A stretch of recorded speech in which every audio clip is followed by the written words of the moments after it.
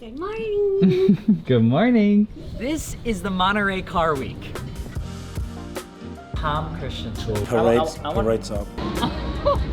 Is insane. Hey babes, welcome to the Monterey Car Week. And I am so excited to be here because in this video, we're gonna be hanging out with Rolex and we're going to a place called the Quail, which is a motorsports gathering that looks like my childhood wallpapers had just formulated into a single place. Then we're gonna be bothering everyone we possibly can at the Laguna Seca Raceway for the Rolex Monterey Motorsports reunion because the cars there are terrific and they have stuff out there that they've never had before. Then in between that, we're going to try to eat and sleep. But the most important thing, babes, is that we are going to our first ever Pebble Beach d'Elegance. I even messed that up. Pebble Beach Concours d'Elegance. Now, the Monterey Car Week has at least 29 different events that happen in this week alone. From cruises to its own like Lemons Concourse, which is filled with just like some very interesting cars. But we, or at least me, I should say, I've never been here, but they say that you don't have to go too far to actually see some really cool cars. And I wanna put that to the test. Let's go. And we are exactly at 3 minutes and 30 seconds, and this is the first car.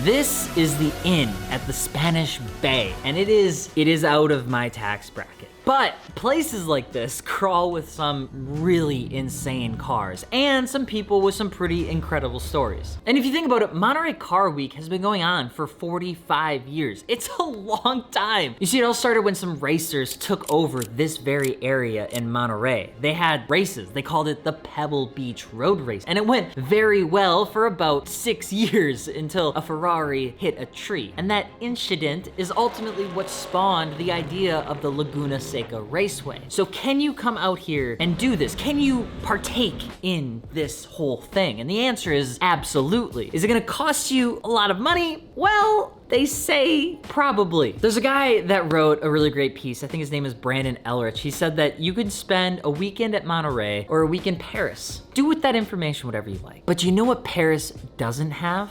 And this, or this, and this. I think you might actually find this one in Paris. But where we're starting at is at a place called the Quail. Filled with cars, suits, and money, the Quail has been happening for almost 3 decades, and it can be added into the laundry list of fancy names people give the car shows over the week of Monterey Takeover. But do not call it a takeover, because I think some people will actually get upset. But this one is headed by someone named Gordon McCall, and he's got some incredible taste. The same approach. We want every guest here to be a VIP. So once you walk on the property, you're a welcome guest and you can eat and drink your way through the day and take in some fabulous cars along the way. Over the years, picked up some amazing support. Obviously, Rolex is a longtime partner from day one, which we value and appreciate that relationship. It's a unique show. There's really no other show like it. Let's go down and take a cruise. Let's do it. Yep. From, Cadillac has a big launch they're doing. Corvette is around the corner. Corvette actually has a Quail edition Corvette. ZR1X, yeah. ZR1X. Like a flying taxi. That's really cool. Did you see the Formula One car though? That's right here. This is like the dream. This is the dream kid one. It's a Michael Schumacher car. Oh my goodness. Really interesting when you look at that generation Formula One car. To now. Yeah. The 60s generation Formula One car. Oh wow. They've come a long way. I can't believe this is here. Oh my God, guys. 2000 GT. The interior wood paneling is immaculate. Look at that. Look at the fender mirrors. The front of this car has to be my favorite of all time. The 2000 GT, I've never actually even seen one in real life before. It's only been video games that I've seen this car. That is a cool car to have here. Thanks for being here. Thank you so much. Really appreciate it. You've got to go across the street and see the great Ferraris and the Ferrari F50s. Pretty staggering. And then at 12:30, I've got a race group coming over from Laguna Seca, the IROC. The IROC cars will be here. It's Jeff Gordon, Mark Martin, Dale Earnhardt Jr. It's all the big names that raced them in the day. Danny Sullivan, they're all They're all coming with the cars. They'll make some noise. You'll know when they're here. Yeah. Well, thank you for being here. Have fun today.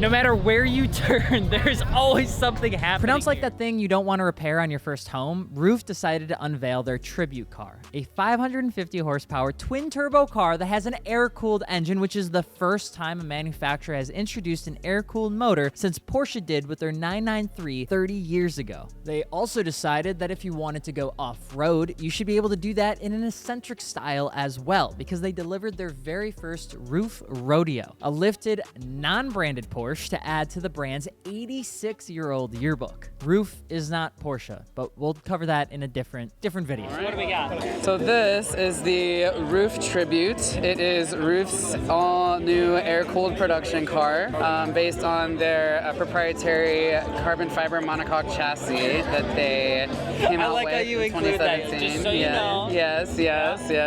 Gotta respect what this is, you know. And this is a production vehicle, so it will begin production in 2026, and it's the only air-cooled engine that you can buy as a new car today from an OEM manufacturer. It's the lovely Roof Rodeo, the 911 Dakar, right? Yeah. This is kind of Roof's version. It's off-road sports car. This is called Jordan Black is the color name it's all hand-stitched, hand-built everything. Lamborghini will give us another angry V12 special edition called the Fenomeno. The Fenomeno.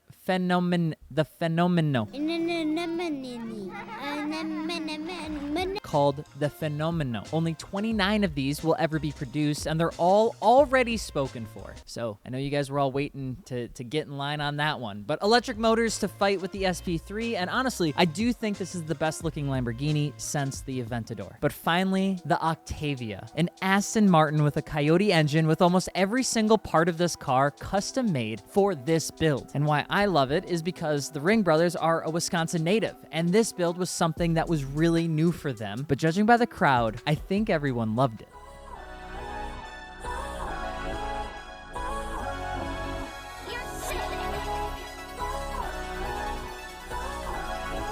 Everything you can see from this vantage point, everything you can see anywhere you look in this car from any vantage point is all custom. Short of the rubber on the tires and some of the internal engine components, right? Everything is custom, everything is bespoke. The rear badge is 3D printed stainless. You know, ours 3D printing goes like our fob too is, right? That's awesome. 3D printed with the stainless key. My goodness. So how long did this take to put together, start to finish? So we actually started cutting up the original car June of last year, so about a year and a half. Prior to that, about a year of engineering and design work and CAD work and all that. This is a gorgeous car. The Road America shaken. Yeah, shaken, not stirred. See also that we took the original Aston Martin Lagonda valve covers and we added, added a vowel. And then here's your dipstick. Oh, that is such a nice touch.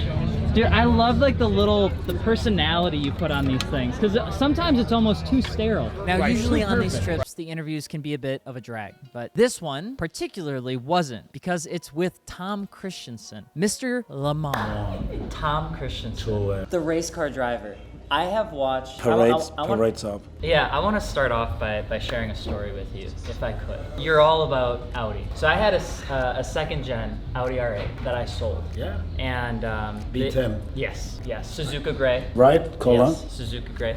Drove it all the Wisconsin winters, 24,000 miles. Drove it for 3 years or so. Loved it. Drove it everywhere. Sold it to somebody. They said, hey, I can't pay you the whole thing, but I have a Rolex that I'll put on collateral. And if I don't pay the full amount, you can keep the watch. So this is my Rolex. Yeah. He did not pay the full amount, and I don't have the Audi anymore. And that's the only introduction I could probably get to connect me with you as a Rolex ambassador, Audi race car connoisseur, Le Mans winner, pretty much all across the board. I think that's a perfect introduction. And look, the history of that is what counts. And all the kilometers you did, of course, they stay deep in the soul. Yeah. And yeah, you were right on time here.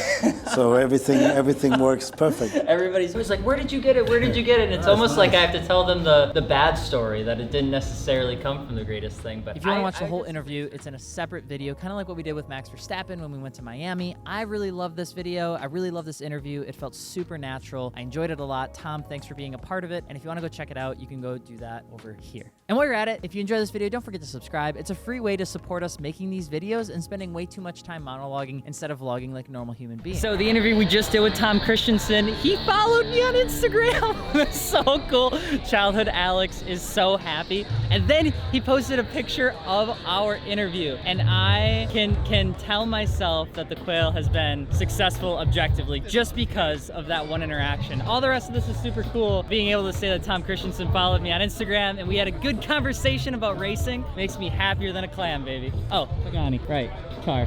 These are really cool. Oh my God, look at that. I think the seats are the coolest thing about it. Talk about bucket seats. Oh my God. We should try some ice cream? Yeah, let's get in line. Or we could go to the other one that's over by Ferrari. You a Larry Chen fan? Oh yeah. He's around here. Yeah. I probably won't. I'll probably lose it. We both go. Oh, I love Thank you, sir. That's so cute. I'm also a Nikon too, so I'm Canon. Becca. Hey, I'm Becca. What's your name? Mitchell. Mitchell, it's nice to meet Alex. you. Alex. Nice to meet you. What's been your favorite car at the Quail so far? The Schumacher Ferrari F1 car. This one. Thanks, Larry.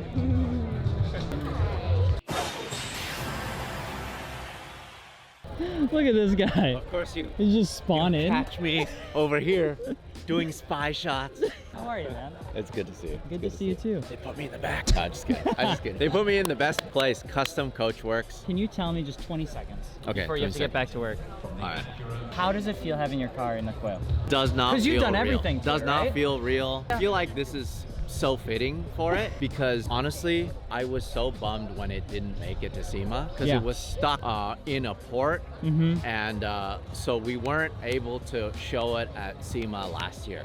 When it just got finished, right? But that's okay. If you guys want to see Larry's car, we'll put the links to all of his videos below. But of course, congratulations. Thank you, thank being you. in the Thank you. Quail. Hey, And of so course- that's next for you then, right? You got to build a An car for the R34 Quail. to the Quail? No, any car. Oh. Any car that's significant to you. I'm gonna be honest, I saw a 2000 GT in person for the first time, and it reaffirmed to me how much of a dream car that actually is. It is perfect, Larry. It is a perfect car. Will I ever own one? No. But it's very cool. Maybe. We'll Maybe. see. I'll Maybe. talk to you after we're done filming. Thank you, man. Places with lots of money can make me feel a little bit uncomfortable. There's something about it. You know, maybe it's the comparisons that I make to myself. Like you're not working hard enough, or you're not saving enough, or you should just automatically be born into some of this stuff, which I'm sure some people are, even though some people also work really hard. But it's tough to enjoy yourself when you are constantly comparing, right? But those cars, well, most of them, at least at this one, are sitting still. Any sense of awkwardness gets automatically ripped out of your chest, and it turns into straight envy when you see vintage race cars barreling down the straight of Laguna Seca.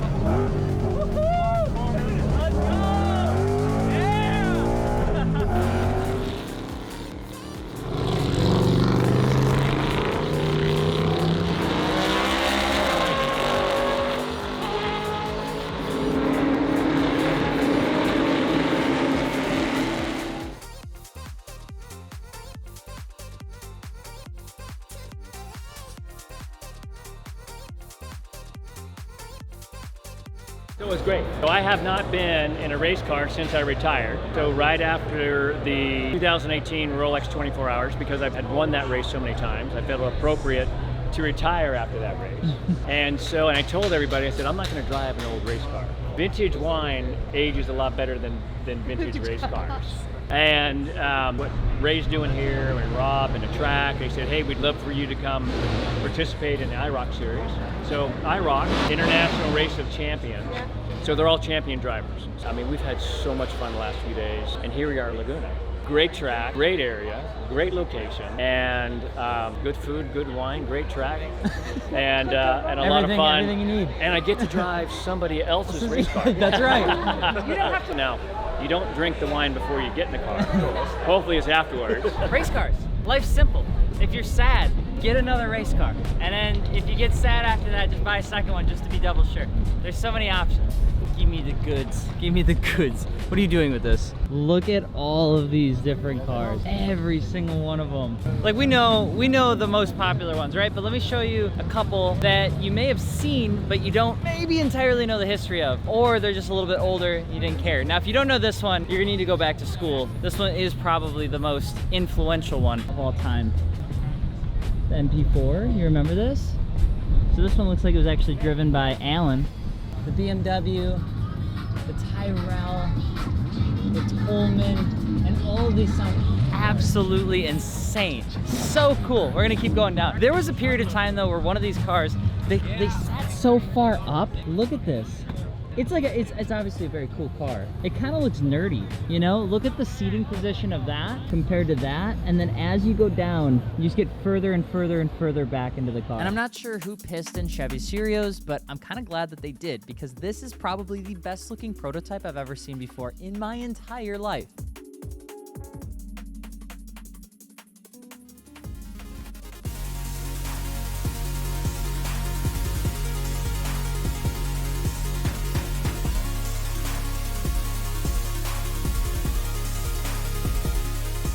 Good, man. Good to see you. Good to see you. Finally made it. Oh my God. You've been running a crazy? 787, yep. How to tell the difference. Okay, yes. Real quick, and why whatever happens here. So first up, I'm very thankful to have friends at Mazda, because to be able to be this close. I know John and had been doing something with to be this close to the 767. This is insane. Okay, tell me about it. All right, so this is a Mazda 767, which most people actually confuse for the 787 car here. One of the quickest, easiest ways to tell the difference between a 787 chassis and a 767 is the air management. Oh my gosh. I'll open up.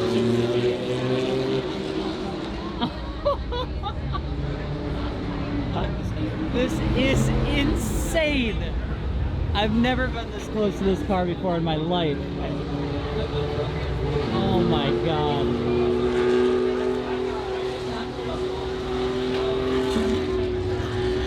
But Alex, these are two-seaters. There's not a chance. For 2 hours. I would get claustrophobic. And you're just bumping and hitting. Your helmet hits the side. But I appreciate it, sir. Thank you so much. Thank you very much, Alex. Thank you. Like I said, welcome to Mazda's Living Museum. I literally do not have any more battery or time to tell you how incredible that experience was, but I'm so excited to be a part of the Mazda Motorsports family for this year and just doing incredible stuff with them, and to be able to sit in a 767 was insane. There's no space in that car, and it's super uncomfortable and claustrophobic, but man, what a day. It was a good day. This is, wow. And now we have to do it all over again tomorrow. Yay! For the Pebble Beach. We did get sunburned today though, so that's I good. probably did. I didn't. Well, whoop-dee-doo. Pebble Beach, an event that I quite literally had no idea what to expect. And I don't know if you'll even like it. For instance, the cars are old, the money is rich. The concept of a Bugatti driving 2,700 miles for this event is cool, but when it's a $30 million car and the guy has a team of mechanics to work on it every night, it can make it a little less cool. But that doesn't matter to me, because the universal smile of people are looking at me as these folks are driving their car is absolutely no different than when a Slam Civic pulls into a Slam Enough show. Good morning. God, it is gorgeous. Absolutely stunning. It's so peaceful, so quiet. It's still quite busy, but it's before everybody's awake, so we're gonna see just how much we can see before things get all sorts of crazy. It's going to be a beautiful, beautiful day. I'm so excited. The first vehicle.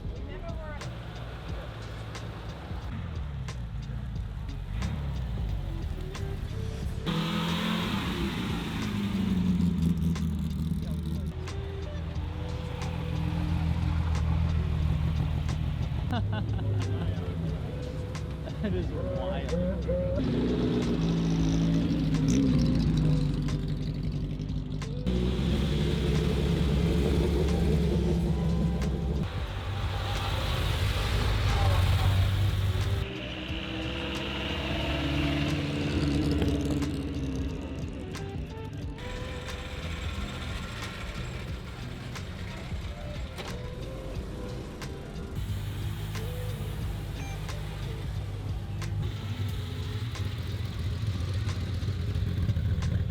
And that, my friends, was all 231 cars for the Pebble Beach Concourse de Elegance. That was a lot of cars. That was a lot. That was a lot. My favorite one, though, had to be the red and teal Ferrari. That just looked the colorway cool. was And all the safari cars, too. That was super sick. I'd all go of on that. a safari with them. Hey. But it was actually really neat. All of them took about an hour, I want to say. But we're going to go get some coffee and start to see the cars out on the lawn, which is where everybody else, I think, is walking to. You can smell the wealth and the fuel and the oil. Okay, but if you car show folks are feeling bad about all these multi-million-dollar cars, I'd like to share with you something that they also do, just like you. Nobody's abstained from oil.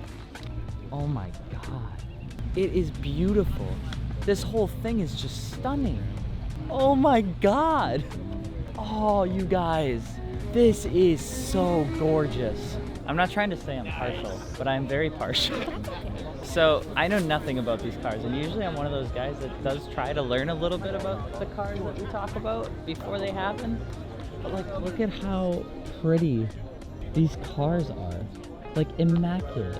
No issues, nothing. The best exterior, the best interior color combinations, period. Becca, do you have a favorite yet? Well, where's the one with all the dots? It's back that way.